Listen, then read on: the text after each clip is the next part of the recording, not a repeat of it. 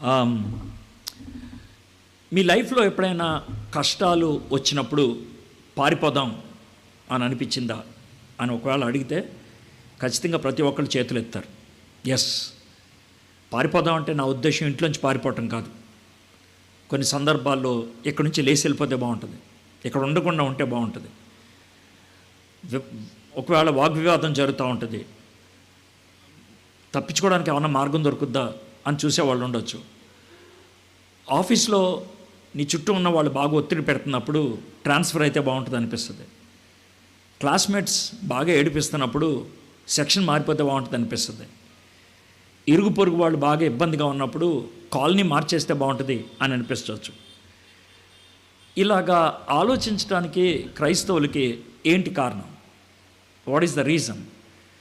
ఈ తొలి 5 వచనాలు ఇప్పుడు మనం ధ్యానం చేయబోతే రూతు గ్రంథం 1వ అధ్యాయం ప్రస్తుత భారత పరిస్థితులకి చాలా చక్కగా సరిపోద్దేమో అనిపిస్తుంది మనందరికీ. ఎందుకనంటే దేవుడు మనల్ని పిలిచింది నిలబడటానికి, పారిపోవటానికి కాదు. దేవుడు మనల్ని పిలిచింది నిలబడటానికి, పారిపోవటానికి కాదు. God did not ask us to escape, God asked us to stand up. నిలబడమని పిలిచాడు.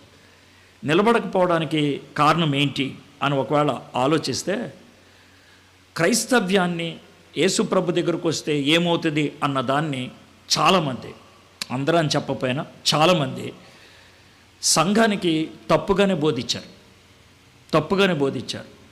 ఎందుకు అని అంటారేమో, యేసు ప్రభు దగ్గరికి రండి మీ జబ్బులు పోతాయి, యేసు ప్రభు దగ్గరికి రండి మీ అప్పులు తీరిపోతాయి, యేసు ప్రభు దగ్గరికి రండి మీకు ఇంకా ఏ సమస్యలు ఉండవు, యేసు ప్రభు దగ్గర రండి స్పీడ్ బ్రేకర్లు కూడా లేనటువంటి రోడ్డు మీద ప్రయాణం చేస్తున్నట్లుంటుంది అన్నటువంటి చిత్రాన్ని ఇచ్చారు. కాబట్టి చాలామంది ఏమనుకుంటారంటే, నా జీవితంలో ఆర్థికంగా సక్సెస్ వస్తే, నా జీవితంలో జబ్బులు లేకుండా నేను ఉంటే, నా జీవితంలో సవాలు అనేవి కనుక లేకపోతే ఐఎమ్ సక్సెస్ఫుల్ అని అనుకుంటారు. క్రైస్తవ్యాన్ని ఆ విధంగా చూపించడం జరిగింది. కానీ ఎక్కడుంది అలాంటి వచనం? ఎక్కడుంది అలాంటి చిత్రీకరణ? బైబిల్లో లేదు కదా. పైగా యేసుప్రభు వారు చెప్పినటువంటి మాటలు కనుక వింటే దానికి ఖచ్చితంగా ఆపోజిట్ అని అర్థమవుతుంది. మీలో ఎవరన్నా నన్ను వెంబడించుకోరినట్లయితే మీ సిలువను ఎత్తుకొని నన్ను వెంబడించాలి. మీలో ఎవరన్నా నన్ను వెంబడించుకోరినట్లయితే గుర్తుపెట్టుకోండి, నన్ను ఇబ్బంది పెట్టారు, నన్ను రోడ్డు మీద ఈడ్చుకెళ్ళారు, నన్ను చంపారు, మీకు కూడా అదే జరుగుద్ది. దానికి సంసిద్ధపడితేనే మీరు రావాలి నా దగ్గరికి, లేకపోతే రావద్దు. ఇది మనం చెప్పేది. ఈరోజు సాయంత్రం ఓ సిస్టర్ నాకు ఫోన్ చేశారు హైదరాబాద్ నుంచి.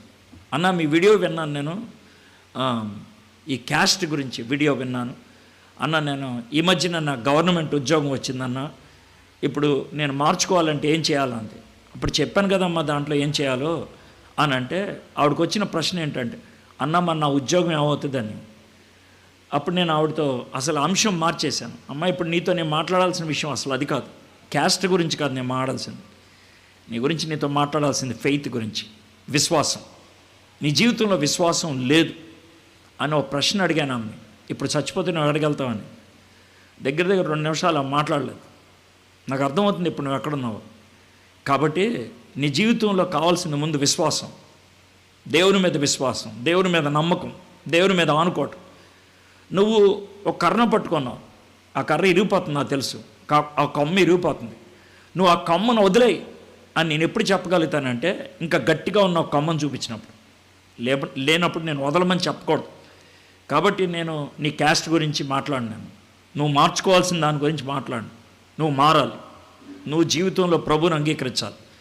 ప్రభువుని అంగీకరించిన తర్వాత అన్న అప్పుడు కనుక క్యాస్ట్ మార్చుకుంటే నాకు ఉద్యోగం వస్తుందా, నా ఉద్యోగంలో ఉంటాను, నాకు తెలియదు. ఒకే ఒక ద్వారం చెప్తాను. షడ్రక్ మెషక్ అబేద్నెగో వాళ్ళు అన్నటువంటి మాట ఏంటంటే, మేము ఈ అగ్నిగుండములోకి వెళ్తే మా దేవుడు మమ్మల్ని కాలకుండా కాపాడగలడు, అలాంటి సమర్థుడు మా దేవుడు. అయితే ఆయన కాపాడకపోయినా మాకేం ఆశ్చర్యం లేదు, ఆయన కాపాడకపోయినా మేమేం పట్టించుకోం. ఆయన కాపాడినా కాపాడకపోయినా మా విశ్వాసం ఇదే, మేము దండం పెట్టాం. నీ విశ్వాసం ఆ స్థాయికి వస్తే అప్పుడు మార్చుకో, అప్పుడు దాకా మార్చుకోవద్దు. మార్చుకోమని ఎవరిని చెప్తే కూడా వినద్దు. ముందు మారాల్సింది నీ బతుకు, ముందు మారాల్సింది నీ జీవితం, ముందు మారాల్సింది నీ హృదయం, ముందు మారాల్సింది దేవుని మీద నీకు ఉన్నటువంటి విశ్వాసపు స్థాయి. అప్పుడు మిగిలిని నేను చెప్పకర్లా, నువ్వే మార్చుకోగలుగుతావు. ఆదిమ భక్తులు అలాగ జీవించారు. ఆదిమ భక్తులు ఓ సన్నివేశం మీకు చెప్తాను. 65 క్రీస్తు శకం 65 నుంచి 67 దాకా సుమారు ఒక సంవత్సరంన్నర ఆ కాలం పౌలుని పేతుర్ని కూడా ఒకే జైల్లో పెట్టారు. మ్యారిటామస్ ప్రిజన్ అంటారు. అది రోమ్ పట్టణానికి ఉత్తరాన ఉంటుంది. అది ఇప్పటికే ఉంటుంది ఆ ప్రిజన్. ఆ ప్రిజన్, ఆ జైలు 3 అంతస్తులు. ఒక అంతస్తు భూమిలో ఉంటుంది, అండర్ గ్రౌండ్. 2 అంతస్తులు పైన ఉంటుంది. అంటే ఫస్ట్ ఫ్లోర్ పైన ఉంటుంది, సెకండ్ ఫ్లోరు మొదటి అంతస్తులాగా ఉంటుంది. 3 అంతస్తులు ఉంటుంది. పౌలుని పేతుర్ని ఇద్దరిని కూడా ఒకే జైల్లో పెట్టారు, మ్యారిటామస్. అయితే పేతుర్నేమో కింద అండర్ గ్రౌండ్లో పెట్టారు, పౌలునేమో పైన పెట్టారు. పౌలు పైన పెట్టారు కాబట్టి ఆయన వీళ్ళని కలవడానికి అవకాశం ఉండేది. ఆ నేపథ్యంలోనే తిమోతికి తాను 2వ పత్రిక రాశాడు. అదే ఆయన చివరి పత్రిక. ఎందుకంటే పైన ఉన్నాడు కాబట్టి, వీళ్ళు కలవడానికి అవకాశం ఉంది కాబట్టి. అందుట్లోనే నన్ను కొంతమంది విడిచెళ్ళిపోయారు అని తనకున్నటువంటి బాధను వ్యక్తం చేసి, నా విశ్వాసాన్ని చివరి వరకు కూడా కాపాడుకున్నాను, ఇలాంటివన్నీ మాట్లాడుతూ ఉన్నాడు. అయితే నేను పౌలు గురించి మాట్లాడతా, పేతురు గురించి మాట్లాడతాను. పేతురు అడుగు అంతస్తులో ఉండేవాడు. అది కట్టిక చీకటి. రోజుకి మహా అయితే ఒక 40-45 నిమిషాలు మాత్రం ఒక కిటికీ తీసి తనకి భోజనం పెట్టేవాడు. తను చూస్తానికని ఒక వ్యక్తిని ఉంచేవారు దాని ఆ యొక్క గుమ్మం దగ్గర, లేకపోతే కిటికీ దగ్గర. అదే ఆయన చేసే పని. దగ్గర సంవత్సరం 5 నెలలు, లేకపోతే సంవత్సరం 6 నెలలు ఒకే ఒక గదిలో సూర్యుడిని చూడకుండా ఉన్నాడు ఆయన. ఆయన జీవితం ఎలా ఉండదో చూడండి. ఏది చేసినా ఇంక అక్కడే ఉండేవాడు. అదే ఆయన బతుకు. అలాంటి పరిస్థితుల్లో పేతురు అక్కడికొచ్చి తనకు భోజనం పెట్టే వాళ్ళకి 2-3 మాటలు చెప్పడం ద్వారా కొన్ని రోజులకి 47 మంది మారు మనసు పొందారు. జైల్లో 47 మంది మారు మనసు పొందారు. ఈ 47 మందికి ఆయన జైల్లో బాప్తిస్మ ఇచ్చాడు. ఆయన ఏ గదిలో ఉన్నాడో అక్కడ ఒక చిన్న నీటి బుగ్గను చూపిస్తారు. అది విచిత్రమైన నీటి బుగ్గ. ఆ గదిలో కింద నుంచి నీళ్లు ఉబుకుతూ ఉంటాయి. ఆ నీళ్లతో ఆయన బాప్తిస్మ ఇచ్చాడు. మరి చిలకరింపిచ్చాడా లేదా మీద ఏమన్నా చల్లాడా తెలియదు. ఆ 47 మంది పేర్లు గోడ మీద రాశారు. ఆ 47 పేర్లు ఇప్పటికీ ఆ గోడ మీద చెక్కుంటాయి, బొగ్గుతో రాశాను. అయితే ఒకరోజు ఆ జైలు అధికారి పేతురుతో అన్నాడంట, అయ్యగారు నేను గది తలుపు తీసేస్తాను, మీరు వెళ్ళిపోండి అన్నాడు. తప్పు కదా. సరే నేను వెళ్ళిపోయాను అనుకో, నిన్ను చంపేస్తారు కదా అంటే, అయ్యగారు నేను బతుకుండి పెద్ద లాభం లేదు, కానీ మీరు బతికితే బయటికి వెళ్తే అనేక మందికి సువార్త చెప్పగలుగుతారు. నేను ఎప్పుడు దీనికి బందికానని, కాబట్టి నేను చచ్చిపోతాను, మీకు అవకాశం ఇస్తాను, మీరు వెళ్ళిపోండి అని ఒకరోజు తెల్లవారుజాము తలుపు తీశాడు. పేతురు నడుచుకుంటూ వెళ్ళిపోయాడు బయటికి. కొంచెం దూరం వెళ్ళాడు. అప్పుడే 5:05 అట్లా అవుతుంది. మసగ్గా ఉంది. రోమ్ పట్టణంలో తూర్పు నుంచి ఆయన వెళ్ళిపోతూ ఉన్నప్పుడు ఒక చిన్న కొండలాగా ఉంటుంది. ఆయన పైకి అలా ఎక్కుతున్నాడు. అవతల నుంచి ఇంకొక ఆయన నెమ్మదిగా కొండ ఎక్కుతున్నాడు. ఎక్కుతూ ఉంటే చూశాడు. వాళ్ళిద్దరూ కూడా కొండ మీద కలుసుకున్నారు పైన. ఆయన చూశాడు, ఈయనెవరో తెలిసిన వాళ్ళలాగా ఉన్నాడే. దగ్గరకు వచ్చేప్పటికే రూపం నెమ్మదిగా బయటపడుతూ ఉంది, పొగలోంచి బయటపడినాడు. గుర్తుపట్టేశాడు. అప్పుడు ఆయన ఓ ప్రశ్న అడిగాడు, అదోనాయ్ కొవాడీస్ అని అడిగాడు. కొవాడీస్ అనే సినిమా వచ్చింది ఆ డైలాగ్ని బట్టే. అదోనాయ్ కొవాడీస్ అని అడిగాడు. My lord where are you going? కొవాడీస్ వేర్ ఆర్ యూ గోయింగ్ అని అడిగాడు. ఆ వచ్చేది ఎవరో కాదు, సాక్షాత్తు యేసుక్రీస్తు. ఆయన ఆ విధంగా చూశాడు. చూస్తే అడిగితే అవతల ఆయన అంటే యేసయ్య పేతురుకి జవాబు ఇచ్చాడు, రోమ్ పట్టణానికి వెళ్తున్నాను సిలువెక్కి మరొక్కసారి చచ్చిపోవడానికి. రోమ్ పట్టణానికి వెళ్తున్నాను సిలువెక్కి మరొక్కసారి చచ్చిపోవడానికి. అంటే అప్పుడు సిగ్గేసింది ఆయనకి, పేతురికి. అప్పుడు అర్థమైంది, నేను జైల్లోంచి బయటకు వచ్చేది సువార్త కోసం కాదు, భయపడి పారిపోవటం అని. వద్దొద్దు, నేనే వెళ్తా అని పేతురు వెనక్కి వెళ్ళిపోయాడు. కొన్ని రోజుల తర్వాత పేతుర్ని పౌల్ని ఇద్దరిని ఒకే రోజు చంపేశారు. జూన్ 29, 67వ సంవత్సరం. రోమ్ పట్టణానికి ఒక పక్కన తూర్పు పడమర పౌల్ని చంపేశారు, తూర్పు పేతుర్ని చంపేశారు. పౌలు రోమన్ పౌరసత్వం కలిగిన వాడు కాబట్టి అతన్ని సిలువెక్కించడం, ఆయన్ని కత్తి తీసుకొని శిరశ్ఛేదనం చేశారు. ఎక్కడైతే పౌల్ని చంపేశారో ఈరోజు అక్కడ సెయింట్ పాల్స్ కెథీడ్రల్ పెద్దది కట్టారు. పేతుర్ని సిలువేస్తానికి ఆయన కోసం సిలువు రెడీ చేస్తే బతిమిలాడాడు. చాలా పెద్ద వయసు, బహుశా 75 అలా ఉన్నట్టు వయసు. యేసుప్రభు కంటే పెద్దోడు పేతురు, 70-80 ఏళ్ళు దాకా ఉండొచ్చేమో. ఆయన బతిమిలాడాడు, వద్దు సార్, నన్ను మా గురువు గారిలాగా సిలువేయద్దు, నేను సిలువ ఎక్కడానికి వెళ్తున్నాను అని యేసుప్రభు చెప్పాడు కదా, ఆ మాట గుర్తొచ్చింది. వద్దు, నన్ను తిరగే సిలువేయండి అన్నాడు.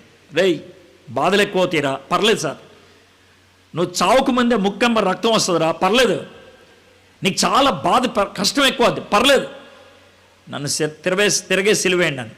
ఆ రోజు పేతుర్ని తిరగే సిలువేశారు. ఆయన చనిపోయిన చోట Saint Peter's basilica, Roman Catholic headquarters, pope గారు అక్కడి నుంచే ప్రసంగం చేస్తూ ఉంటారు. ప్రపంచంలో అతి ఖరీదైనటువంటి చర్చిల్లో అదొకటి, అది అక్కడ కట్టారు. సో ఈ మాటలు ఎందుకు చెప్తానంటే, వీళ్ళు శ్రమను అనుభవించడానికి వచ్చిన వాళ్ళు, కష్టాలు ఎదుర్కోవడానికి ఇష్టపడిన వాళ్ళు. శ్రమలు లేని జీవితం నిజమైన క్రైస్తవం అంటే పేతురు పౌలు ఇద్దరు కూడా ఫెయిల్యూర్ అయినట్లే. Both are fail. ఎందుకంటే వాళ్ళు మార్టైర్స్గా చనిపోయారు. క్రీస్తు శకం 155 యోహాను భక్తుడి యొక్క శిష్యుడు పాలికార్ప్ అనేటువంటి ఆయన స్మిర్నా అనే ఊరిలో బిషప్గా ఉంటున్నాడు. ఆయనకి 86 ఏళ్ళు. అప్పుడు ఆయన శిష్యుడు ఇరేనస్ ఈ సన్నివేశాన్ని అంతా చూస్తున్నాడు. గవర్నమెంట్ రోమన్ అధికారి వచ్చాడు. ముసలోడా, యేసు ప్రభుని కాదు అను, నిన్ను వదిలేస్తాను అని అంటే, 86 ఏళ్ళు నన్ను మోసాడు ఆయన, ఈ ఒక్క క్షణం కోసం నన్ను వదిలేమంటావా? నేను వదలను అని అంటే, ఆయన్ని చంపినటువంటి తీరు చాలా భయంకరంగా ఉంటుంది.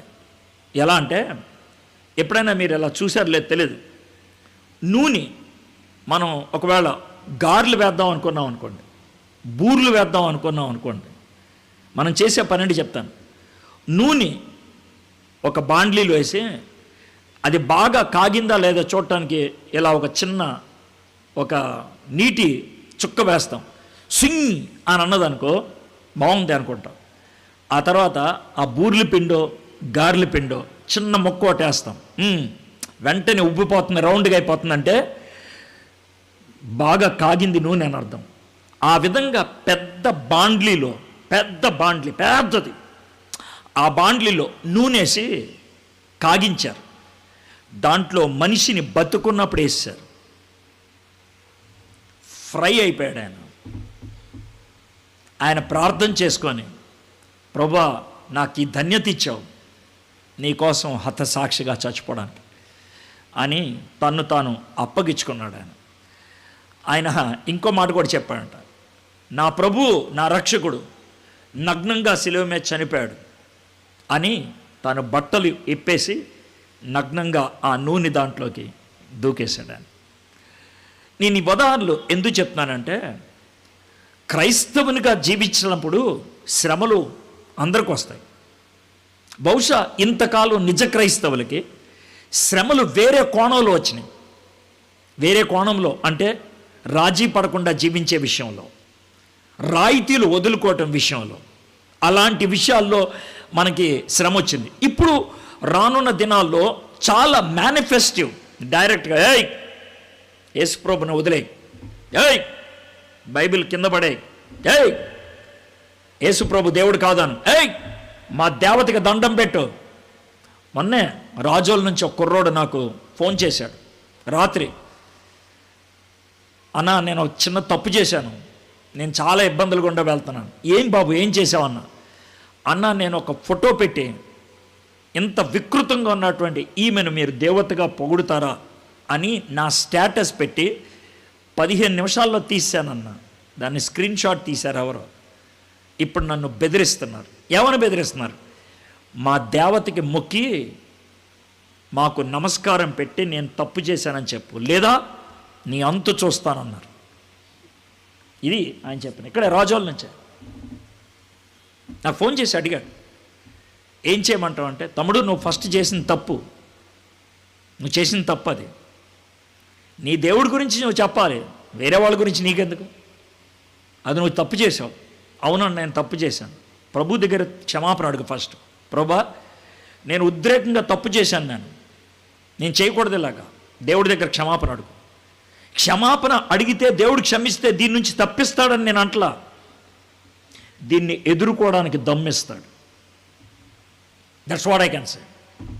దీన్ని ఎదుర్కోవడానికి. అన్న ఎదుర్కోవటం అంటే ఏంటి అని అంటే, అయ్యగారు నేను మిమ్మల్ని మీకు క్షమాపణ చెప్పమంటే చెప్తాను, కానీ నేను ఈ పని మాత్రం చేయలేను, నేను విగ్రహానికి దండం పెట్టలేను, నా వల్ల కాదు అది. వాళ్ళు కొడతారా, కొట్టించుకో, నువ్వు చేయగలిగేది అదే. చంపేస్తారా, చంపేయని. ఆ స్థాయికి నీ విశ్వాసం ఎదిగితే ఓకే, లేకపోతే ఎవరు ఏ సలహా ఇచ్చినా వేస్టే. లేదనంటే నేను తప్పు చేశానని దండం పెట్టి మళ్ళీ ఇంకెప్పుడు చర్చికి రావద్దు.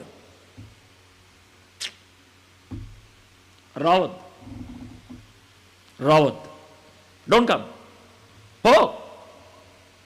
పో పెద్ద పెద్ద మగధీరులాగా చేసావు కా పని, బుద్ధి తెచ్చుకో, లైఫ్లో అనుభవించుతాను. That's all. వీళ్ళు ఎప్పుడు వచ్చే చాలామందికి వచ్చే క్వశ్చన్లు ఏంటి తెలుసా? ఈయన్ని థియోలాజికల్గా పట్టుకోవాలి. ఎలాగా? ఈయన మళ్ళీ రావద్దు అంటున్నాడు, ఈడెవడు రావద్దు అంటానికి? పౌలు అప్పగించలేదా? సాతానికి అప్పగించేయాలని అనలేదా? నేను కూడా అంటా అంటే నువ్వు పౌలు అంతటోడా? ఆ కాలంలో పౌలు, ఈ కాలంలో నేను. ఏంటంట నీకేంటి బాధ? ఏంటి నీ బాధ ఏంటి? నీకేంటి? నేనేమన్నా గర్వం అన్నావు? కాదు, వాక్యానుసారంగా చెప్తున్నా, వాక్యానుసారంగా based on the word of God చెప్తున్నాను నేను. కాబట్టి దీన్ని అంతటి బట్టి నేను చెప్పదలుచుకుంది ఏంటంటే, we are called to stand, we are not called to escape. దేవుడు మనల్ని పిలిచింది నిలబడటానికి, పారిపోవడానికి కాదు. ఇప్పుడు చూద్దాం రూతు గ్రంథం 1వ అధ్యాయం 5 వచనాలే మనం ధ్యానం చేసేది, దాన్ని మనం చూద్దాం. 1వ వచనం, న్యాయాధిపతులు ఏలిన దినముల యందు దేశములో కరువు కలుగగా యూదా బెత్లెహేము నుండి ఒక మనుష్యుడు తన భార్యను తన 2 కుమారులను వెంటబెట్టుకొని మోయాబు దేశమున కాపురముండుటకు వెళ్ళాను. బైబిలు ఇచ్చేటువంటి ఆరంభాలు ఏ గ్రంథానికైనా చాలా బ్యూటిఫుల్గా ఉంటుంది. ఎందుకనంటే క్లియర్ కట్ కాంటెక్స్ట్ ఉంటుంది. ఎవరికి జరిగింది, ఎప్పుడు జరిగింది, ఎలా జరిగింది, ఏం జరిగింది, చాలా స్పష్టత ఇస్తుంది. ఎందుకు ఇచ్చిందంటే ఆ కాంటెక్స్ట్లో, ఆ నేపథ్యంలో, ఆ పరిస్థితుల్లో ఇలా జరిగింది. నేపథ్యం అర్థం కాకుండా, పరిస్థితి అర్థం కాకుండా ఇది అర్థం కాదు. We cannot. అందుకే నేను మార్నింగ్ అంతా నేపథ్యాన్నే వర్ణించాను మీకు. ఆ టైంలో ఉన్నటువంటి న్యాయాధిపతుల యొక్క జీవితాలు ఎలా ఉన్నది, న్యాయాధిపతుల కాలంలో ఉన్నటువంటి పరిస్థితి ఏంటి మీకు వివరించడానికి ప్రయత్నం చేశాను. అయితే న్యాయాధిపతి కాలంలో ఉన్నప్పుడు ఉన్నటువంటి పొలిటికల్ సిట్యుయేషన్, రాజకీయ పరిస్థితుల గురించి మీకు చెప్పాను. అయితే అప్పుడున్నటువంటి థియాలజీ, అప్పుడున్నటువంటి విశ్వాసం గురించి, దేవుడి గురించి ఉన్నటువంటి నమ్మకాల గురించి మీకు చెప్పాలి. ఇశ్రాయేలీలు ఈ కనానీయులు పరిపాలిస్తున్నటువంటి ఈ రాజ్యంలోకి వచ్చారు. 7 పరిపాలన చేస్తూ ఉన్నారు. అక్కడ ఆ పరిపాలిస్తున్నటువంటి ప్రాంతంలోకి వాళ్ళు వచ్చారు. వాళ్ళు వచ్చి జాగ్రత్త వినండి, వాళ్ళకి దేవుడు ఎవరు? యెహోవా.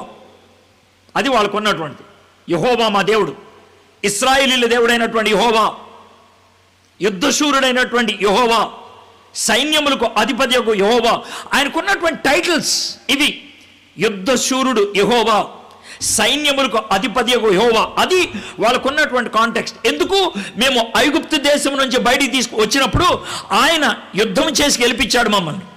మేము ఓరకుంటే 14వ అధ్యాయం నిర్గమాకాండం, ఆయన మా ఎదురుగా రక్షణ కార్యం చేశాడు. ఆయన గొప్ప కార్యం చేశాడు. యుద్ధశూరుడు యెహోవా, సైన్యములకు అధిపతి యెహోవా.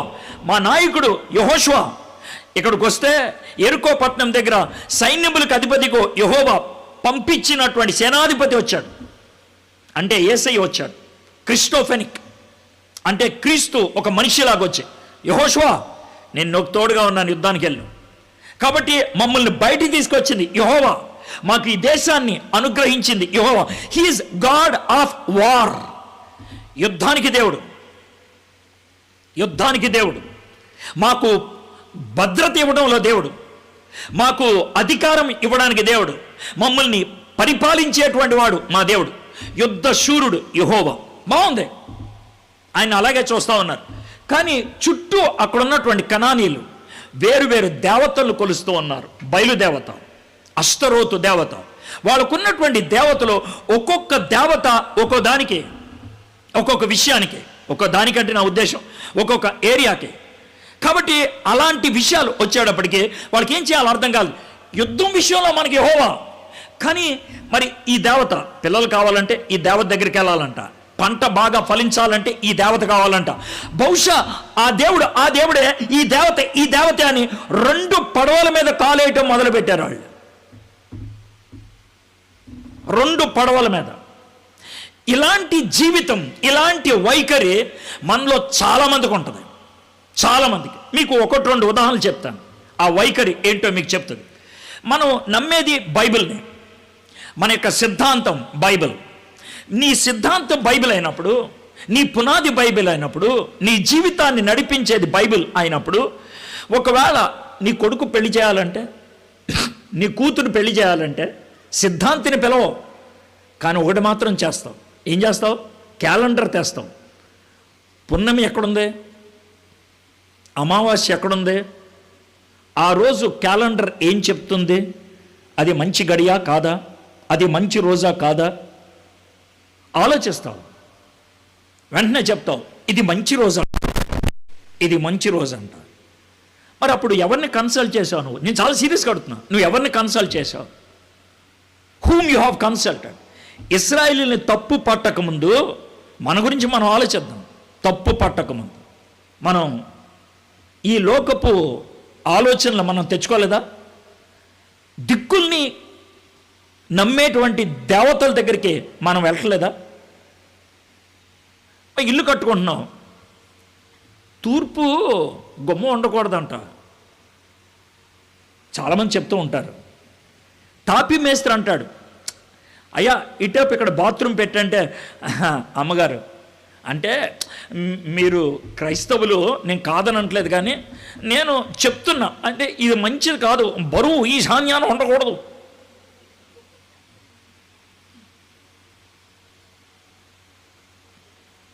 అవునంటారా? అవునండి. అయితే ఆజ్ఞ ఆయన పెట్టండి బాత్రూమ్. నాలాంటి వాడు ఇంటికి వస్తే తలా తోకలేని చోట బాత్రూమ్ ఉంటుంది. ఇక్కడ ఎందుకు ఉందంటే ఆవిడ పెట్టామండి.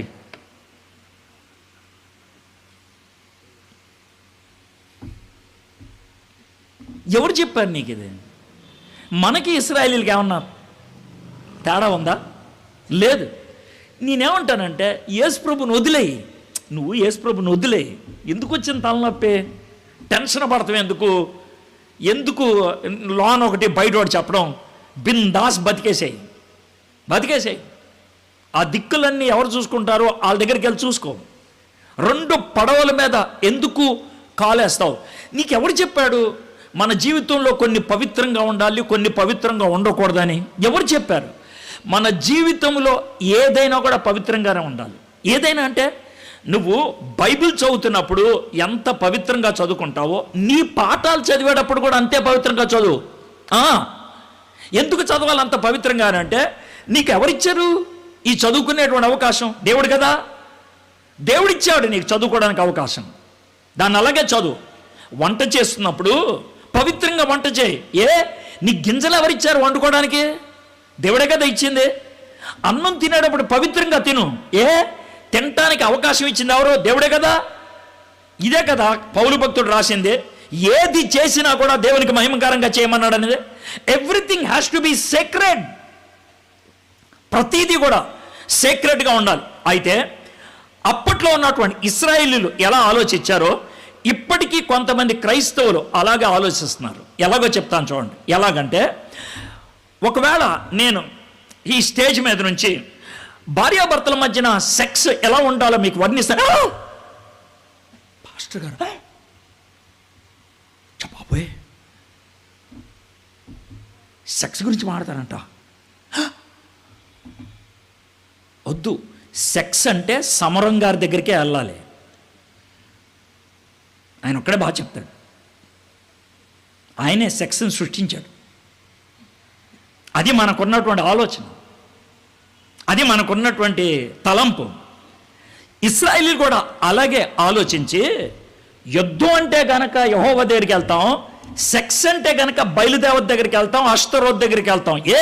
సెక్స్కి దేవుడు ఆయన, సెక్స్కి దేవుడు ఆయన.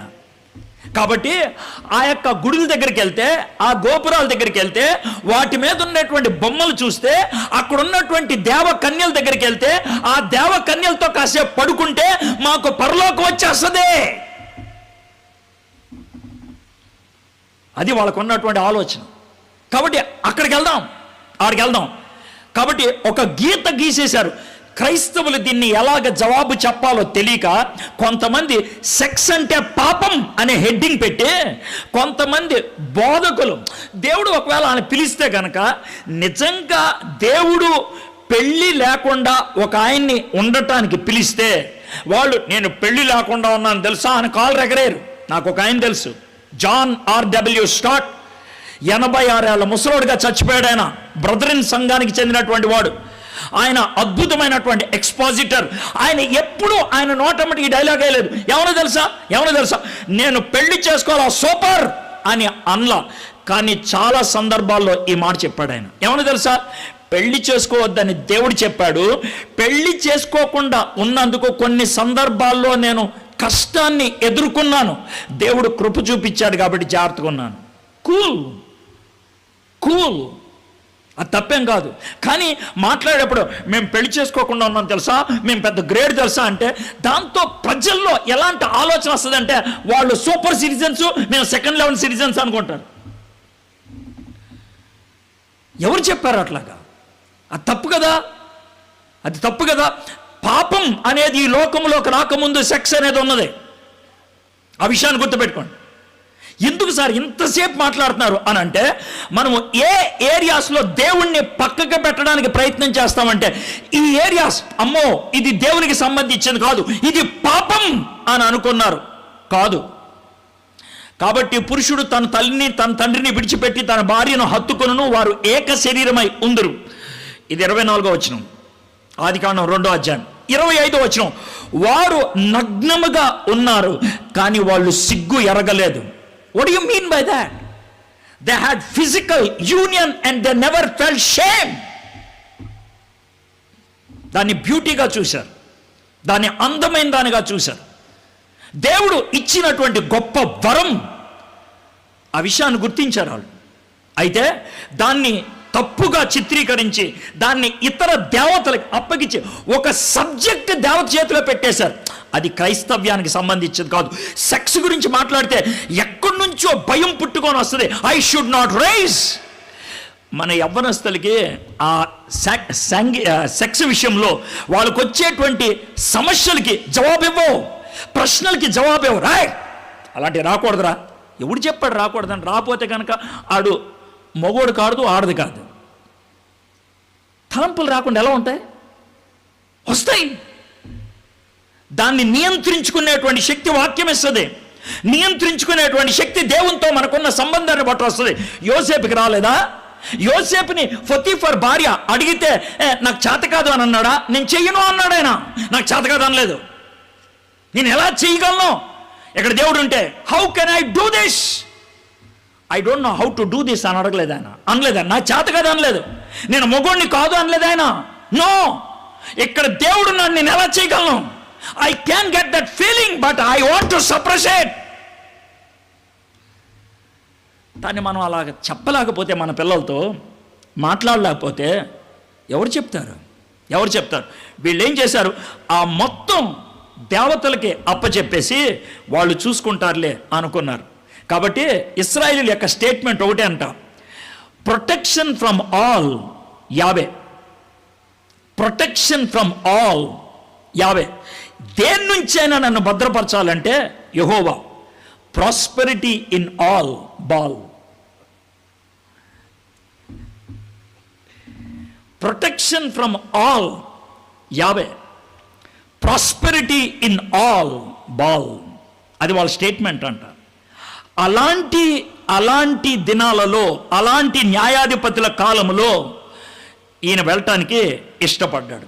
అందుకనే న్యాయాధిపతుల గ్రంథం పొద్దున చూసిన చివరి వచనం 21వ అధ్యాయం 25వ వచనం, ఆ దినములలో ఇశ్రాయేలీయులకి రాజు లేడు, ప్రతి వాడును తన ఇష్టానుసారముగా ప్రవర్తించుచూ వచ్చాడు. మీకు విషయం తెలుసా?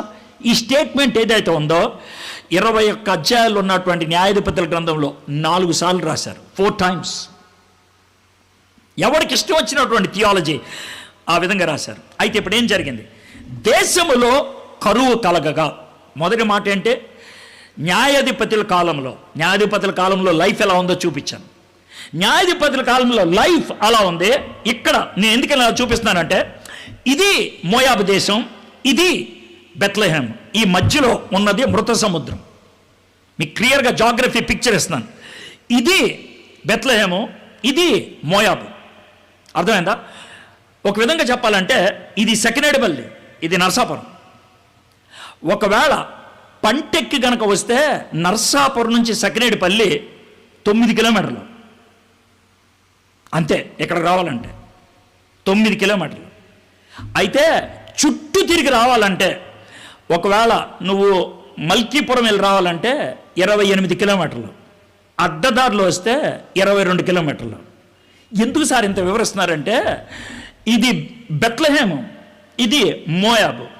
అడ్డంగా వస్తే 10 మైళ్ళే, 10 మైళ్ళు దూరంలో ఉంది. ఇదంతే మోయాబు, పెద్ద ఎక్కువేం దూరం లేదు, 10 మైళ్ళ దూరంలో. అయితే విషయం చూడండి, బెత్లెహేములో కరువు ఉందంట, ఇక్కడ లేదు. మీకు అర్థమవుతుందా? అందుకోసమే ఇంత జాగ్రఫీ ఎక్స్ప్లెయిన్ చేసి, బెత్లెహేములో ఉంది, ఇక్కడ లేదు. అది ఎలా ఉంటుందంటే, అరే నర్సాపురంలో వర్షం పడుతుందా, భయంకరంగా ఎరగ దంచేస్తుందిరా. అవునా, ఇక్కడ ఎండరా, ఇక్కడ ఎండ. అదేంట్రా, నిజం, మాకు వర్షం పడలా, ఏదో కొంచెం మబ్బు వచ్చిందిరా, గాలి వచ్చింది, మాకు వర్షం పడలా, ఎండ. మా బెంగళూరులో పట్నంకి ఒక పక్కన వర్షం ఉంటే ఇంకో పక్కన భయంకరంగా ఎండ ఉంటుంది. ఎందుకని చెప్తున్నాను తెలుసా? లోకల్. కాబట్టి ఇక్కడికి వచ్చినటువంటి ఈ కరువు ఉన్నదే, అది దేశం మొత్తం వచ్చింది కాదు, ఏరియా మొత్తం అంతా వచ్చింది కాదు. 10 మైళ్ళ దూరంలో కరువు లేదు, 10 మైళ్ళ దూరంలో కరువు లేదు. ఎందుకు సార్ అంత 10 మైళ్ళ దూరంలో కరువు లేదు అనే మాట చెప్తున్నారంటే, కరువు అనే మాట బైబిల్లో 13 సార్లు, కరువు రావటం అనేది 13 సార్లు ప్రస్తావించారు. 13 సార్లు కూడా కరువు గురించి బైబిల్లో ప్రస్తావించినప్పుడు, ఆ కరువు వెనకాల, జాగ్రత్త వినండి, ఆ కరువు వెనకాల ఎక్కడైతే కరువు వచ్చిందో వాళ్ళు చేసినటువంటి పాపానికి డైరెక్ట్ రిలేషన్ ఉంది. డైరెక్ట్ ఆ పాపం బట్టి కరువు వచ్చింది. ఇక్కడ బెత్లెహేములో కరువు ఉన్నదే, మోయాబులో లేదు. బెత్లెహేము వాళ్ళు జీవించినటువంటి జీవితం దేవుడికి కోపం వచ్చింది, అందుకే కరువు ఇచ్చాడు. అంటే మోయాబీలు మంచోళ్ళ కాదు, ఈయన వదిలిపెట్టేశాడు. అందుకే వాళ్ళకి అన్నీ బాగానే ఉన్నాయి, వదిలిపెట్టేశాడు. నేను ఎందుకని ఈ మాట చెప్తానంటే, సార్ వాళ్ళు బాగా అభివృద్ధి చెందుతారు వాళ్ళు, సార్ వాళ్ళు ఫస్ట్ వస్తుంది సార్, వస్తారు వాళ్ళకి బాగా లాభాలు వస్తాయి వాళ్ళకే. ఎందుకు అని అంటే దేవుడు వదిలిపెట్టేశాడు వాళ్ళని. సార్ నాకెందుకు సార్ ఇన్ని ఇబ్బందులు, నిన్ను వదలలేదు. ఈ కాంట్రాస్ట్ మీరు అర్థం చేసుకుంటే, మనం నాకెందుకు వస్తున్నాయి ఇబ్బందులు, వాళ్ళ క్లాస్ ఫస్ట్ వస్తుంది నాకెందుకు రాదు, వాడికి ప్రమోషన్ వస్తుంది నాకెందుకు రాదు, వాడి బిజినెస్ బాగుంది నాకెందుకు రాదు, వాళ్ళకి ఉద్యోగం దొరుకుతుంది నాకెందుకు రాదు, వాళ్ళకి వేసా వచ్చింది నాకెందుకు రాదు. వాళ్ళకి వచ్చిందంటే అది ఆశీర్వాదం కాదు, చిపోరా అని వదిలేసింది. God gave them up. మోయాబు దరిద్రమైన దేశం. ఎందుకో ఎలాంటిదో చెప్తాను మీకు. ఆ దేశం ఫలభరితంగా ఉంది. రొట్టెల ఇల్లు బెత్లెహేం పేరు, రొట్టెల ఇల్లు. అక్కడ మాత్రం రొట్టె లేదు, బేకరీలో రొట్టె లేదు, కానీ కిరాణా దుకాణంలో ఉంది బ్రెడ్. ఆలోచించుకోండి, బేకరీలో లేదు బ్రెడ్, కానీ కిరాణా దుకాణంలో ఉన్నది. లోకల్. ఒకవేళ వాళ్ళు చుట్టూ తిరిగి వస్తే, ఎందుకంటే మధ్యలో మృత సముద్రం ఉంది కదా, చుట్టూ తిరిగి వస్తే 55 మైళ్ళు, 90 కిలోమీటర్లు. స్ట్రైట్గా వెళ్తే 10 మైళ్ళు, అంటే 16 కిలోమీటర్లు. 16 కిలోమీటర్ల దూరంలో, 10 మైళ్ళు దూరంలో ఈ కరువు లేదు. 55 మైళ్ళు అంటే 90 కిలోమీటర్లు. వాళ్ళు ఒకవేళ ప్రయాణం చేస్తే 4 to 6 డేస్ పడుతుంది. 4 to 6 డేస్ స్పీడ్ని బట్టి. 4 నుంచి 6 రోజులు ప్రయాణం చేస్తే వాళ్ళు అక్కడికి రాలేరు. అయితే ఈ కరువు గురించి, లోకల్ కరువు గురించి మీకు ఒక వచనం చూపిస్తే అర్థమవుతుంది. నేను ఎందుకని ఈ వచనాలు చూపిస్తున్నానంటే, ఇది లోకల్ అని అన్నాను కదా, జాగ్రత్తగానండి. మా కొలీగ్కి లేదు, నాకెందుకుంది? మా అన్నయ్యకి లేదు, నాకెందుకుంది? మా పక్కింటి వాళ్ళకి లేదు, నాకెందుకుంది? ఒకవేళ అలాంటి ప్రశ్న వస్తే ఈ వచనం మీరు మనసులోకి తెచ్చుకోండి. Why I am into a problem? నేను ఎందుకు ప్రాబ్లంలోకి వెళ్ళాను? Why I am drying up? నా జీవితంలో నా ఆర్థిక విషయాలన్నీ ఎందుకు ఎండిపోతున్నాయి? నేను దేని మీద అయితే ఆనుకున్నానో అది ఎందుకు ఎండిపోతుంది? ఏదైతే నాకు సమస్తం అనుకుంటున్నానో అది ఎందుకు పోతుంది? బెత్లెహేం యొక్క సమస్తం ఏంటంటే రొట్లు, అవే ఎండిపోయినాయి. ఎందుకు ఎండిపోయినాయి? లేవీకాండం 26వ అధ్యాయం 2 వచనాలు చూద్దాం. లేవీకాండం 26వ అధ్యాయం 18, 19 వచనాలు. ఆ అధ్యాయం అంతా మీరు చదివితే బాగుంటుంది, టైం లేదు కాబట్టి 2 వచనాలు చదువుతాను. ఇవన్నీ సంభవించినను మీరింకా నా మాటలు వినని ఎడల. దాని ముందేముంటే తెలుసా? తుఫాన్ల గురించి, వరదల గురించి, మిడతల గురించి, జబ్బుల గురించి ఇవన్నీ ఉంటాయి. ఇవన్నీ సంభవించినను మీరింకా నా మాటలు వినని ఎడల నేను మీ పాపములను బట్టి మరి 7 అంతలుగా మిమ్మల్ని దండించేదను. దండించేది ఎవరిని? ప్రేమించేవారిని. దండించేది ఎవరిని? మన వాళ్ళని. బయట వాళ్ళని దండిస్తే గోప మీద కొడతారు, ఎవడరా నువ్వు అంటారు. మన వాళ్ళని దండిస్తాం, ఇంట్లో వాళ్ళని దండిస్తాం, సంబంధం ఉన్న వాళ్ళని దండిస్తాం. దేవుడు ఇశ్రాయేలుతో చెప్తున్నారు, మీరు నా ప్రజలు, మీ మీద ఇన్వెస్ట్ చేశాను కాబట్టి నేను మిమ్మల్ని దండిస్తాను. చూడండి 19వ వచనం. మీ బల గర్వమును భంగపరిచి ఆకాశమును ఇనుము వలెను భూమి ఎత్తడి వలెను ఉండ చేసేదను. అంటే ఏంటి తెలుసా? ఇనుములోంచి నీళ్ళు ఏమన్నా వస్తాయా? ఎత్తడిలోంచి నీళ్ళు ఏమన్నా వస్తాయా? అంటే పైనుంచి వర్షం కురవదు, కింద నుంచి నీళ్లు ఓబకో. ఒక విధంగా చెప్పాలంటే దేవుడు ఏమన్నాడు తెలుసా? రొట్టెల ఇంటిలో మొత్తం ఊరే ఓవెన్గా చేస్తా. ఓవెన్ అంటే మీకు అర్థమవుతుందిగా, పొయ్యి. పైనుంచి కింద నుంచి బ్రెడ్ చేస్తాను చూసా, నిన్ను బ్రెడ్ చేసినట్టు చేస్తాను రే, నిన్ను బ్రెడ్ చేసినట్టు చేస్తాను, ఓవెన్ లాగా చేస్తాను అని అంటాను. సో దీన్ని డిసిప్లిన్, క్రమశిక్షణ అనే కాన్సెప్ట్లో మనం ఆలోచిస్తే, ప్రభా నేనేం చేశాను, ఎందుకు ఇలా జరుగుతుంది, నా జీవితంలో ఇది ఎందుకు వచ్చింది, మీరు అడగటం మంచిది. అయితే ఒక విషయం గుర్తుపెట్టుకోండి, ఒకవేళ ఏదైనా తప్పు చేస్తే ఇలా జరిగినట్లయితే, ప్రభా ఈ తప్పు నేను చేశానని ఒప్పుకుంటే దేవుడు కృపను అనుగ్రహిస్తాడు. కొన్ని సందర్భాల్లో ఆ భారాన్ని తీసేయచ్చు, కొన్ని సందర్భాల్లో దాన్ని తట్టుకునేటట్లు చేయొచ్చు, కొన్ని సందర్భాల్లో దాన్ని దాటడానికి కావలసినటువంటి సామర్థ్యాన్ని ఇవ్వచ్చు. దేవుడు కోరేదేం తెలుసా? అది ప్రవేశపెట్టడం బట్టి to shift our attention towards God. ఇప్పుడు మనం అర్థం చేసుకోవాల్సింది ఏంటంటే, బెత్లెహేంలో కరువు వచ్చింది, దేవుడు కరువుని ఇచ్చాడు, దేవుడే ఇచ్చాడు. దేవుడు అనుమతి లేకుండా కరువు రాదు. పైగా బెత్లెహేంలో కరువు రావటం అనేది దేవుని యొక్క ప్రత్యేకమైనటువంటి అనుగ్రహం ఉంటే తప్పించి రాదు. అలాంటప్పుడు ఈ బెత్లెహేముకి చెందినటువంటి ఈ కుటుంబస్తులు, దేవా ఎందుకు వచ్చింది అని అడగాలి. కానీ వాళ్ళు ఏం చేశారో చూద్దాం. ఒక మనుష్యుడు తన భార్యను, తన 2 కుమారులను వెంట పెట్టుకొని మోయాబు దేశమున కాపురముండుటకు వెళ్ళాను. ఆ మనుషుని పేరు ఎలిమెలక్, అతని భార్య పేరు నయోమి, అతని 2 కుమారుల పేర్లు మహ్లోను, కిల్యోను. వారు యూదా బెత్లెహేం వారైన ఎఫ్రాతీయులు. వారు మోయాబు దేశమునకు వెళ్ళి అక్కడ కాపురము ఉండిరి. ఈ విధంగా మన మీదకి అటాక్స్ వస్తున్నప్పుడు ఎందుకు వెళ్ళిపోవాలనుకుంటాం? ఇక్కడ ఒక చిన్న మాట మీకు ఐడెంటిఫై చేస్తాను, చూడండి. వారు యూదా బెత్లెహేము వారైన ఎఫ్రాతీయులు. జాగ్రత్త వినండి. ఒకవేళ మనం అన్బిలీవర్స్ అనుకోండి, ఒకవేళ మనం నామినల్స్ అనుకోండి, ఒకవేళ చిన్న స్థాయి జీవితాన్ని జీవిస్తాం అనుకోండి, అడ్జస్ట్ అవటం చాలా ఈజీ.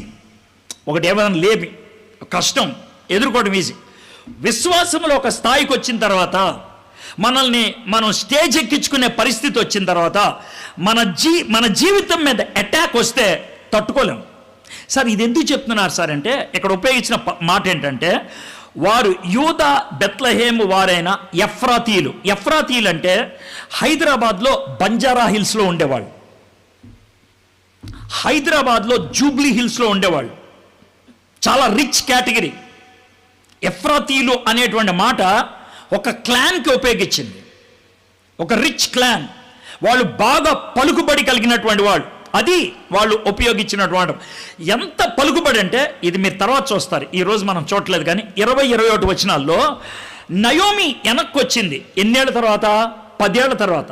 10 ఏళ్ల తర్వాత నయోమి వెనక్కి వస్తే, hey Naomi, hey Naomi, hey Naomi వచ్చిందే, నయోమి నయోమి. ఊరు మొత్తం నయోమిని చూడటానికి వచ్చారు. ఎందుకో తెలుసా? She is a rich lady, they are a rich family, they are very popular, very popular. ఒక సాధారణమైన వ్యక్తి పోతే లెక్క ఉండదు, వస్తే కూడా లెక్క ఉండదు. కానీ ఒక నాయకపు స్థాయికి వచ్చినప్పుడు, ఒక ప్రధానమైన స్థాయికి వచ్చినప్పుడు, వాడు వెళ్ళిపోతే డిఫరెన్స్ ఉంటుంది, వాడు వస్తే కనుక అటెన్షన్ ఉంటుంది. అందుకని వీళ్ళు ఆ స్థాయికి వెళ్ళారు. అందుకే ఒక మాట చెప్తున్నాను నేను, ఎప్పుడు చెప్పేది ఏంటంటే, స్థాయి పెరిగే కొద్దీ అటాక్లు పెద్దగా ఉంటాయి. స్థాయి పెరిగే కొద్దీ విశ్వాసంలో జారిపోతే తగిలే దెబ్బలు కూడా చాలా జాగ్రత్తగా ఉంటాయి. అందుకనే మనోడు ఏం చేశాడు? వెళ్ళిపోదాం అనుకున్నాడు. సరే, వీళ్ళ పేర్లు ఏంటి చూద్దాం. నయోమి. యూదులకి పేర్లు ఉత్తుత్తిన పెట్టరు, యూదులకి పేర్లు ఉత్తుత్తిన పెట్టరు. మన తెలుగు వాళ్ళు పెట్టేటట్లు పెట్టరు.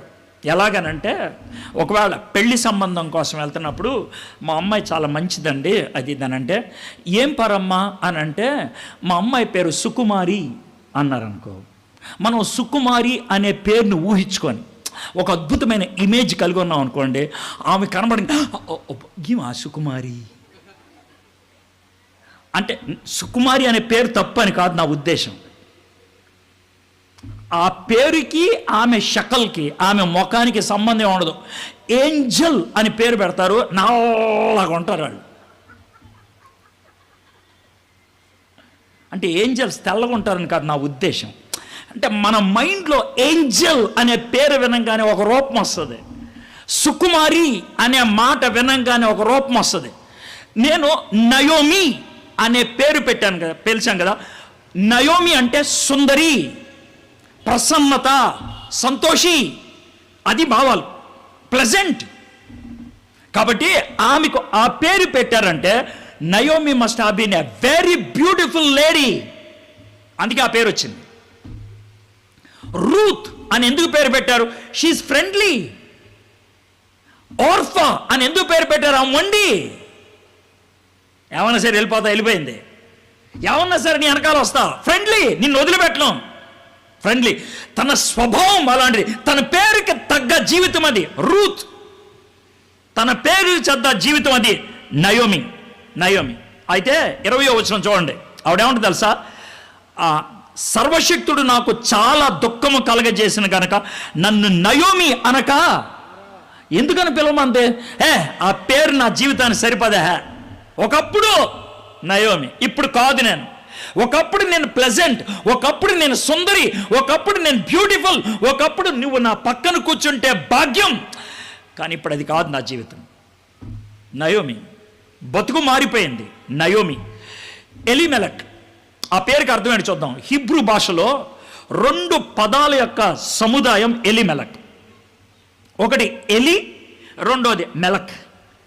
ఎలి అంటే అర్థం అంటే ఎలాయ్, ఎలాయిజా, యెహోవాయే దేవుడు, ఎలాయిజా.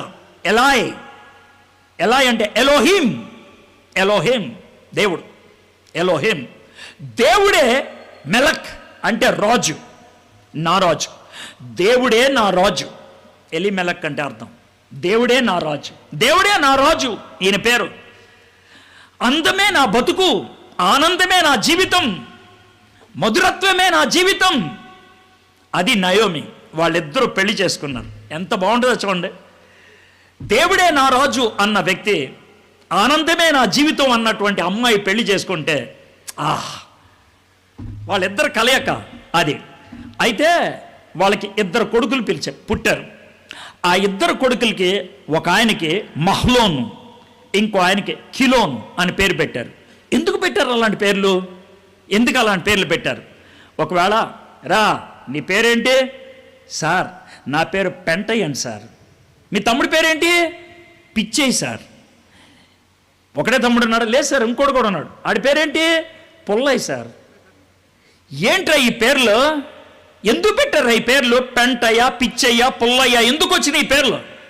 ఎందుకు వచ్చాయి? గుర్తుపెట్టుకోండి, ఒక 50 సంవత్సరాల క్రితం ఇలాంటి పేర్లు చాలా ప్రాతినిధ్యంలో ఉన్నాయి. పుల్లయ్య, వెంకయ్య పేర్లు వచ్చాయి. ఎందుకని? వెంకయ్య కాదు, పుల్లయ్య, పెంటయ్య, పిచ్చయ్య ఎందుకు వచ్చాయి? గుర్తుపెట్టుకోండి, ఇది ఒక టెక్నాలజీ, ఇది ఒక ఆలోచన. ఏంటనంటే, ఈడు పుల్లలాంటోడైతే ఈయన్ని పుల్లయ్య అని పిలిస్తే, ఆయన్ని పుల్లయ్య పుల్లయ్య అని పిలిస్తే ఆ పుల్లయ్యతనం నుంచి బయటకు వస్తాడని.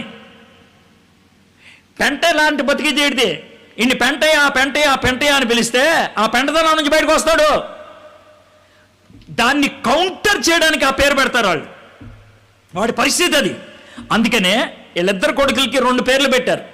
ఒకటి పేరు ఏంటంటే జబ్బు, ఇంకోటి పేరేంటి తెలుసా? వేస్ట్. వాడి పేరు జబ్బు, ఇంకోటి పనికిమాలినాడు. అది ఆ పేర్లు పెట్టారు. ఎందుకు పెట్టుకుని ఉంటారు అంటే మీరు అర్థం చేసుకోవాలి. అప్పటికే కరువు వచ్చేసింది.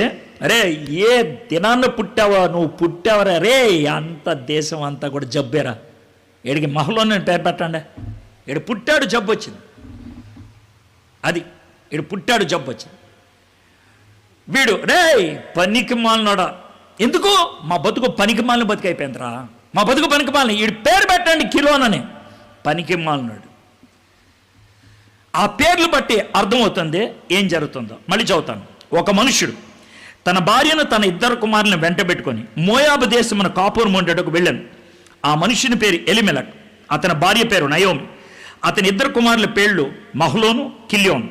వారు యోదా బెత్లెహేం వారైన ఎఫ్రాతీయులు. వారు మోయాబు దేశమునకు వెళ్ళి అక్కడ కాపురం ఉండ్రి. ఎవరు వెళ్ళి ఉంటారు? ఎవరు నిర్ణయం తీసుకొని ఉంటారు? చాలా స్పష్టంగా ఎలిమెలక్. ఓ రోజు ఫ్యామిలీ అంతా కూర్చొని ఉంటారు. గుర్తుపెట్టుకోండి, వాళ్ళు మోయాబు దేశం వెళ్ళి ఉన్నది 10 ఏళ్లే. వాళ్ళు మోయాబు దేశం వెళ్ళి ఉన్నది 10 ఏళ్లే. ఈ 10 ఏళ్ల లోపల 2 కొడుకులకి పెళ్ళి అయిపోయింది. 2 కొడుకులు చచ్చిపోయారు, తండ్రి చచ్చిపోయారు. 10 ఏళ్లలో జరిగిందంటే వాళ్ళని చిన్నపిల్లలుగా తీసుకెళ్ళింది ఎదిగిన వాళ్ళని. They must be over 20, nearly 30. వాడికి వెళ్ళంగానే 2-3 ఏళ్ళలో ఒక అమ్మాయిని చూసి పెళ్లి చేశారు. ఆ తర్వాత ఒకళ్ళు చచ్చిపోయారు. కొంతకాలం తర్వాత ఇంకా రాబలేదని అనుకొచ్చారు. నయోమిను తన 2 కోడలు, మధ్యలో కోళ్ళు అయిపోయింది. ఇది స్టోరీ. కాబట్టి ఎదిగిన వాళ్ళు కాబట్టి ఎలిమెలక్, అమ్మ నయోమి, అయ్యా ఏంటి పిలిచావు? బాబోళ్ళని ఇద్దరిని పిలువు, మనం కొన్ని విషయాలు చాలా సీరియస్గా ఆలోచించాలి. నాన్నగారు ఏదో పిలిచారంట. ఏం లేదురా, మన పరిస్థితి అస్సలు బాగాలేదు, డబ్బులన్నీ అయిపోయినాయి, మనం దాచిపెట్టుకున్న ధాన్యం అంతా అయిపోయింది. అవును నాన్నగారు, ఏం చేద్దామంటారు? ఏం చేద్దాంరా నాన్నగారు? ఈ మృత సముద్రం అవతలే మోయాబు దేశంలో పరిస్థితి బాగుందంట కదా. అవునా, మీకు అలాంటి ఆలోచన వచ్చిందా? నాకు కూడా వచ్చిందిరా. ఇది దేవుని చిత్తం అనుకుంటా, వెళ్ళిపోదాం. మనం మాట్లాడే పద్ధతులు చెప్తున్నాం. నీకు వచ్చిన ఆలోచన నాకు కూడా వచ్చిందిరా, వెళ్ళిపోదాం. నాన్నగారు చిన్నోడు, ఎందుకైనా ఒకసారి ఆలోచించవచ్చుగా. రే నేను తండ్రిని నా మాట వినాలి మీరు. ఓకే డాడీ, ఏం కాదనట్లేదు, నీ వెనకాల మేము వచ్చేస్తాం. అమ్మ, అన్నయ్య, నేను, మీరు నడవండి. 4 ప్రయాణమే వెళ్ళిపోయారు. ఈ ప్రయాణానికి సూత్రధారి ఎవరు? ఎలిమెలక్.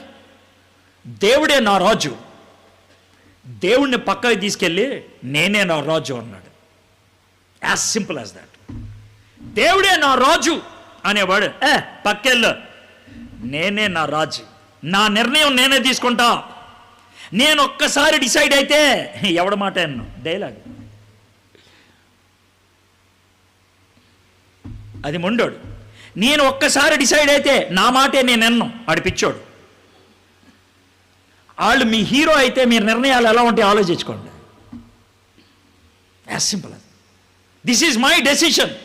నేను నిర్ణయం తీసుకున్నా అందరూ కూడా తల ఒగ్గాల్సిందే. ఓకే డాడీ, ఓకే, ఏమండి మీ వెనకాల నేను వస్తానండి. ప్రయాణమై ఏరిపారు. గుర్తుపెట్టుకోండి, సమస్యలు వచ్చినప్పుడు, ఒత్తిళ్ళు వచ్చినప్పుడు మనం 3 రకాలుగా స్పందిస్తాం. జాగ్రత్త వినండి. Please try to learn this. There are 3 reactions to stress. 3 reactions. Reaction number 1, endure.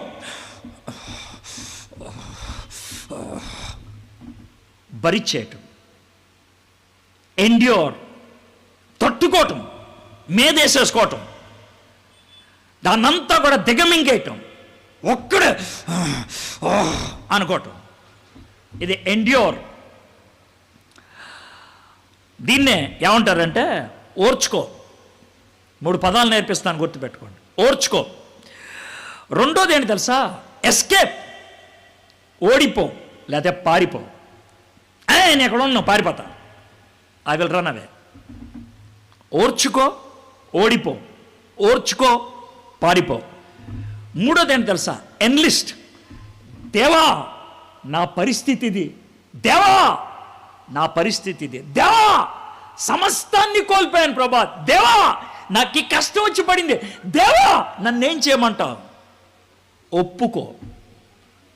ఓర్చుకో, పారిపో, ఒప్పుకో. 3 ఓర్చుకో, ఎండ్యూర్, పారిపో, ఎస్కేప్, ఒప్పుకో, ఎన్లిస్ట్. ఈయన ఉపయోగించినటువంటి పద్ధతి ఏంటి తెలుసా? పారిపోయాడు. ఇంకో 3 పదాలు చెప్తాను. 1, సమస్య వచ్చినప్పుడు ఏ జంతువు అయినా చేసేటువంటి 2 రకాలైన పనులు. ఒక పని కష్టం, తోక ముడుచుకొని వెళ్ళిపోవటం, ఫ్లీ. పర్లేదు, ఫైట్. ఫ్లీ ఆర్ ఫైట్, ఈ జంతువులు చేసే పని. ఈ 2 చేస్తాయి జంతువులు, ఐదర్ ఫ్లీ ఆర్ ఫైట్. అయితే పారిపో లేకపోతే ఎదురించు, ఈ 2. కానీ మనిషి ఒక్కడే 3 చేయగలుగుతాడు. ఏంటి తెలుసా? It is not flea, it is not fight, మరి ఏంట్రా? It is faith. నాకు ఎదిరించడం రాదు, నేను పారిపోవటం నా వల్ల కాదు, మరేం చేస్తావు? విశ్వాసంతో నిలబడతా, ఆయన ఏం చెప్తా అది చేస్తా. Do you understand now? మీ లైఫ్లో ప్రతిరోజు ఇది ఉంటుంది. ప్రతిరోజు ఫ్లీ, ఫైట్ ఆర్ ఫెయిత్. అయితే వీళ్ళు ఏం చేశారు? ఎలిమెలక్ ఫ్లీ, పారిపోయాడు. ఎస్కేప్, వెళ్ళిపోయాడు. ఫ్యామిన్, తట్టుకోలేక వెళ్ళిపోయాడు. గుర్తుపెట్టుకోండి, మనము తీసుకునేటువంటి నిర్ణయం మనల్ని ఒక్కరిని పాడు చేస్తే పర్లా. మనం తీసుకునే నిర్ణయం కొన్నిసార్లు మన కుటుంబం మొత్తాన్ని నాశనం చేయొచ్చు. మనం తీసుకునే నిర్ణయం ఒక పెద్ద సమాజాన్ని పాడు చేయొచ్చు. 2 ఎగ్జాంపుల్ చెప్తాను. 1, కుటుంబం. ఎలీమెలక్ తీసుకున్న నిర్ణయాన్ని బట్టి అకాల మరణాలు వచ్చినాయి 2 యవ్వనస్తులకి. ఈయన తీసుకున్న నిర్ణయానికి అకాల మరణాలు.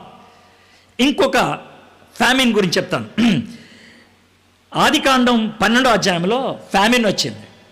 ఫ్యామిన్ వస్తే అబ్రాహాం ఏం చేశాడు? ఐగుప్తు దేశం పారిపోయాడు. పిల్లలు పుట్టలేదు, భార్య ఒత్తిడి కలిగిస్తుంది, తట్టుకోలేక ఏం చేశాడు? పారిపోయి హాగర్ దగ్గర పడుకున్నాడు. హాగర్కు ఒక కొడుకు పుట్టాడు, ఇష్మాయల్. ఆ కొడుకు పుట్టి ఇప్పటికి 4000 సంవత్సరాలైంది. 4000 years. 4000 years. ఈ రోజుకి ఇష్మాయిలీలకి ఇశ్రాయేలీలకి గొడవ ఆగల. దానికి కారణం ఎవరు? 1 single word, అబ్రహాం. ఆ రోజు తొందరపాటుతో తీసుకున్న నిర్ణయం. Your decision will always determine not only your destiny but many people's destiny. నువ్వు తీసుకునే నిర్ణయం నిన్నే కాదు, అనేక మందిని ప్రభావితం చేయగలుగుతుంది. ఎలీమెలక్ తీసుకున్నటువంటి నిర్ణయం ప్రభావితం చేసింది. ఎలైజా పారిపోయాడు. ఎలైజా పారిపోయాడు. He did not consult God అనేది. అయితే ఇప్పుడు మనకి దేవుడు మనతో నడిపించడానికి ఒకడు ఉంచాడు. ఈ వచనం చూడండి, కొరింథీయులకు రాసిన 2వ పత్రిక 5వ అధ్యాయం 6-7 వచనాలు. మరియు ఆయన తన ఆత్మ అను సంచ కరువు మనకి అనుగ్రహించినాడు. సంచ కరువు అంటే ఏంటో మీకు తెలియాలి. పారాక్లీట్.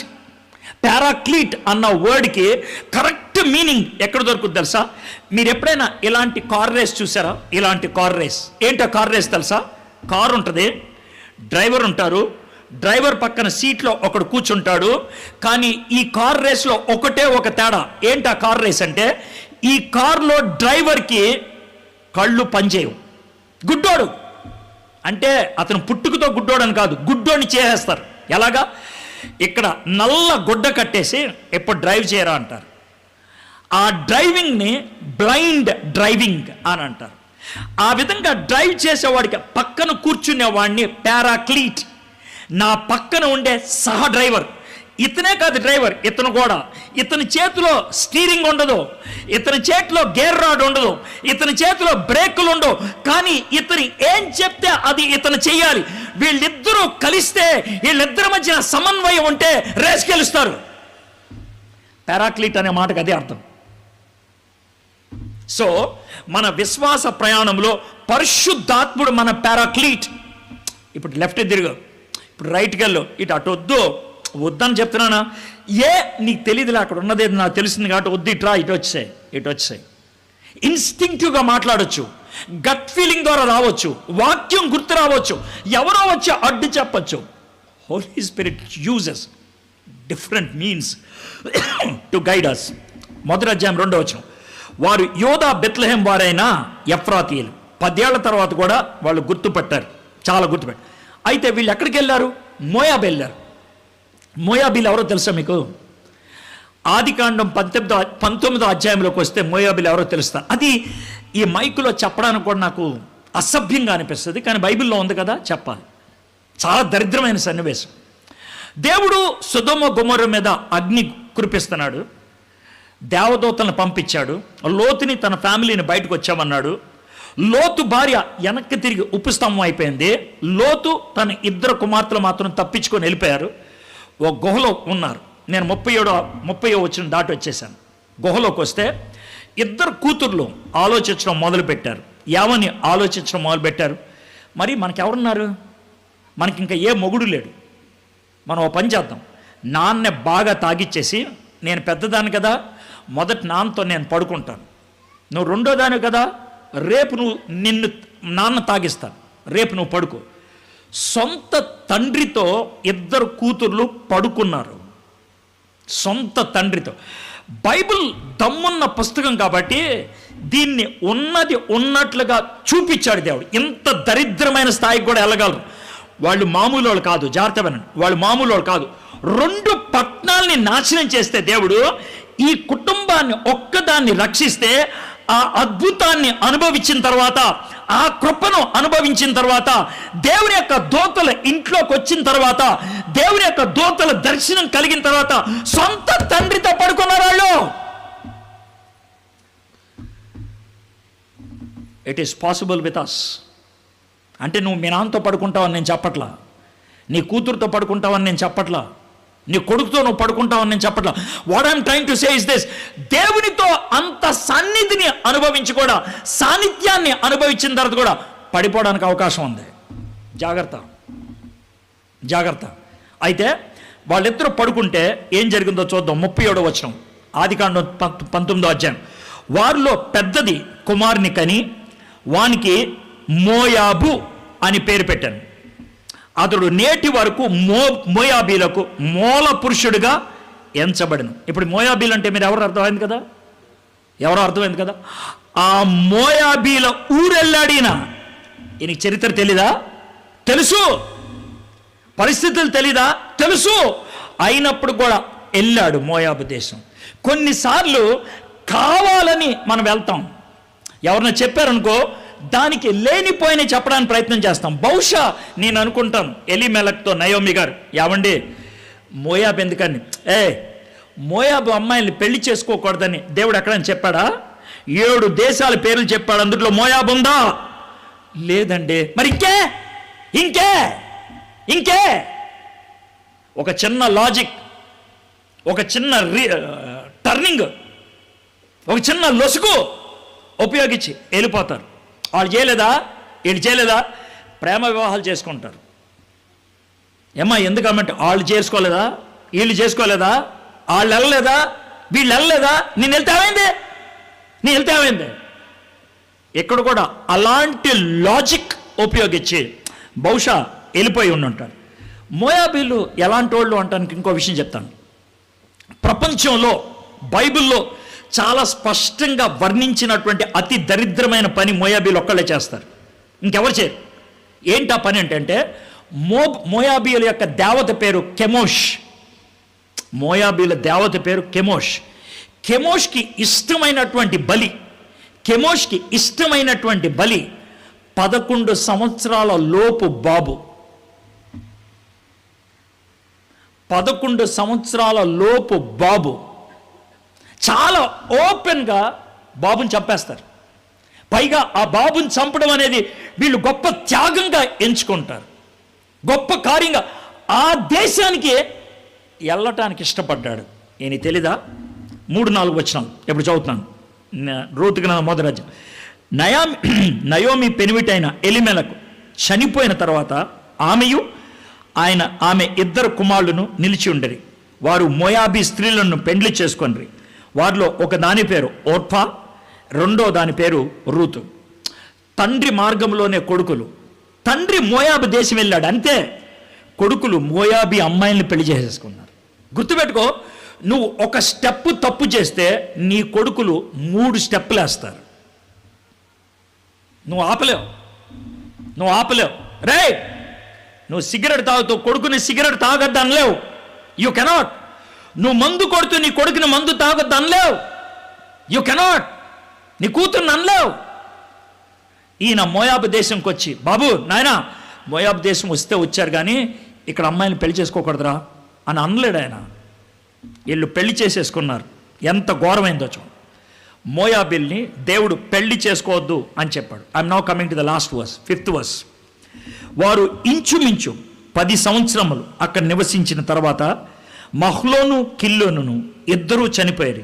కాగా ఆ స్త్రీ తాను కనిన 2 కుమారులను తన పెనిమిటియు లేదా ఆయన. నయోమిని ఒకవేళ మోయాబు వెళ్తా ఉంటే నయోమిని అడిగితే మోయాబు వెళ్తా, అమ్మాయి ఎక్కడికి వెళ్తున్నా? ఇక్కడ రొట్టెలు అయిపోయినాయి, మోయాబులో బాగా దొరుకుతాయి అంట. రొట్టె ఏం చేస్తుంది? కడుపు నింపుద్ది. రొట్టె ఏం చేస్తుంది? బతకనిస్తుంది. ఓహో, బతకటానికి వెళ్తున్నావా మోయాబు? బతకటానికి వెళ్తున్నాను. I'm going there to live. కానీ అక్కడికి వెళ్తే ఆమెకి ఏమొచ్చిందో తెలుసా? డెత్. 3 చావులు. భర్త చచ్చిపోయాడు, కొడుకులు 2 చచ్చిపోయారు, పెళ్ళైన తర్వాత చచ్చిపోయారు. 3 సమాధులు. మోయాబు దేశం వెళ్ళి సంపాదించింది ఏంటి?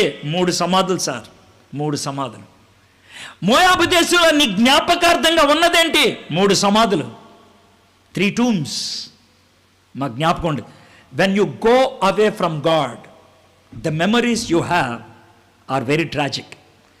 దేవుడి చిత్తం నుంచి దూరం అయిపోతే నీకు మిగిలేది ఒకటే, విషాదమైనటువంటి జ్ఞాపకాలు మాత్రమే.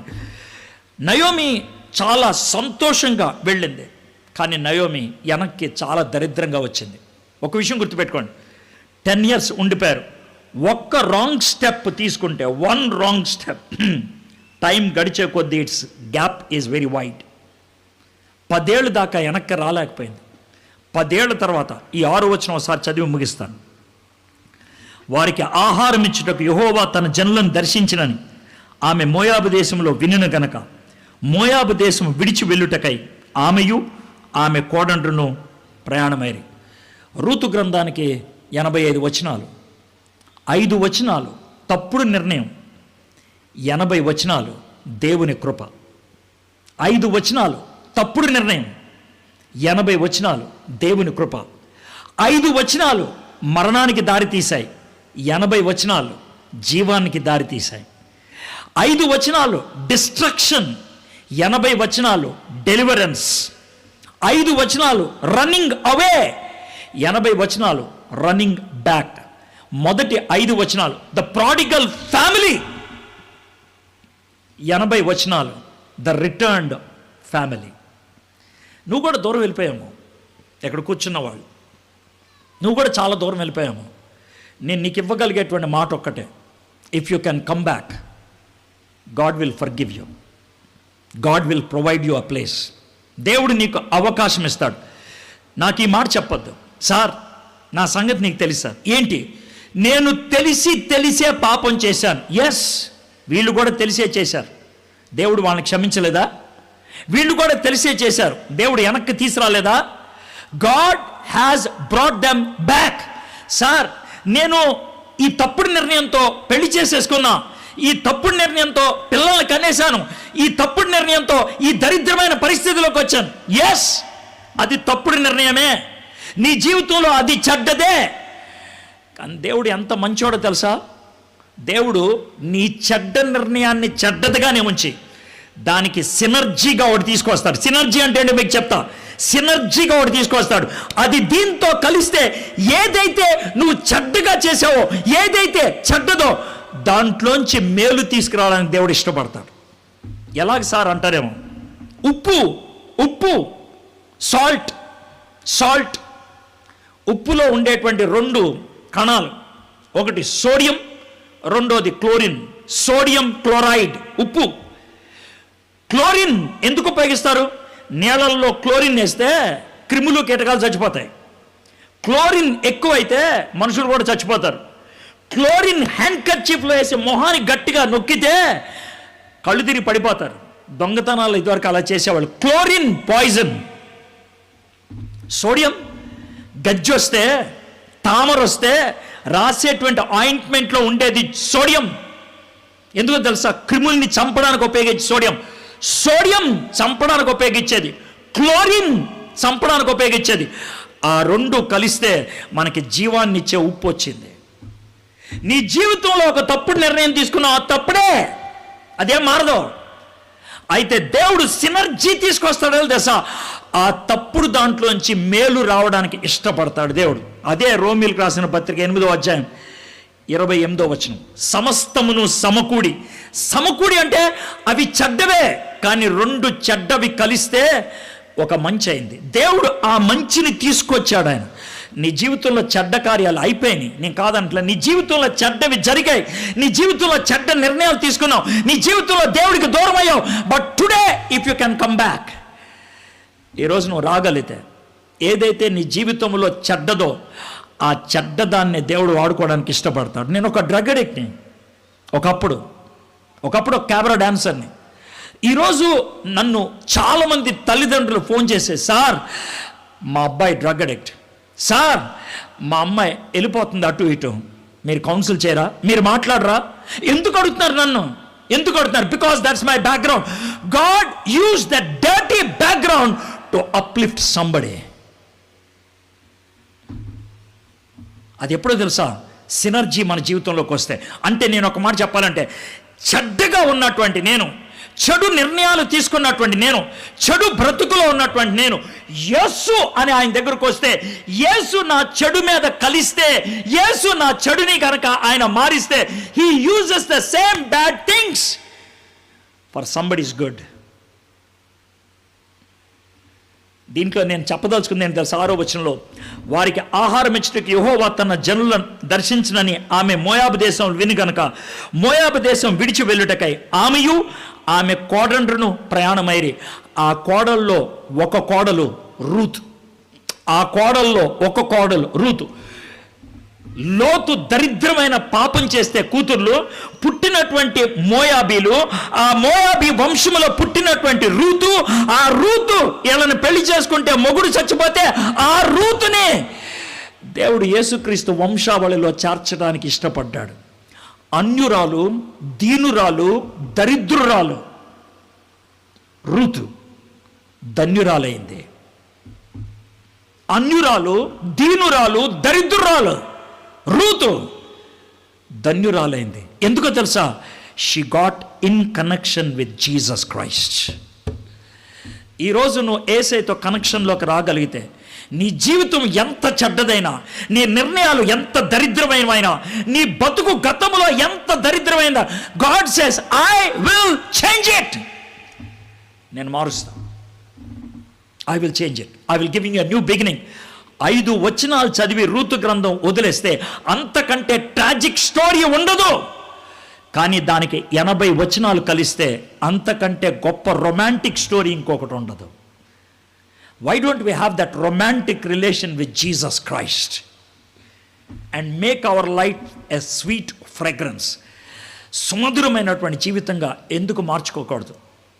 మై ఫ్రెండ్స్, నీ జీవితం మంచిది కాదా?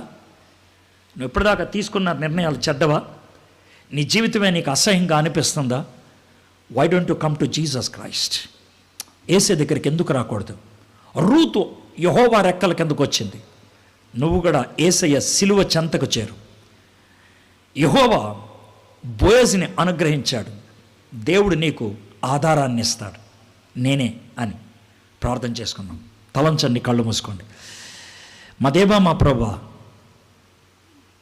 5 వచనాలు చదువుతుంటేనే అసహ్యంగా అనిపించింది, చదువుతుంటేనే కోపం వచ్చింది, చదువుతుంటేనే ఏంటి ప్రభా వీళ్ళు తీసుకున్న నిర్ణయం అనిపించింది. కానీ మేమందరం కూడా అలాంటి నిర్ణయాలు తీసుకున్న వాళ్ళమే. మేమందరం కూడా అలాగ దోవ తప్పిన వాళ్ళమే. మేమందరం కూడా ఒత్తిళ్ళలో పారిపోయినటువంటి వాళ్ళమే. మేమందరం నేను ఒప్పుకున్నా. There are several occasions where I wanted to escape. ప్రభా క్షమించు, ప్రభా క్షమించు, ప్రభా క్షమించు.